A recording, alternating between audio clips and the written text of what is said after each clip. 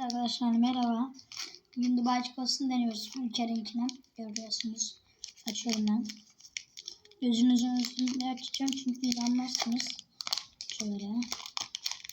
Bir kere daha yemiştim de o zaman video çekememiştim. Bakın şurada ülkeler yazıyor. Her yerin ülker yazıyor şuranın. Ortadan bölüyorum. Ortadan böldüm. İçi şöyle çok güzel bence. Hadi bakalım. Tadı güzelmiş.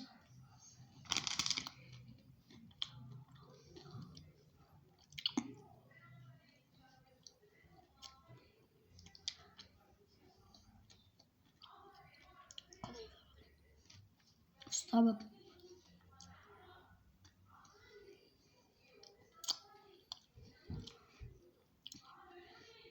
İçinden fıstık tadı geliyor.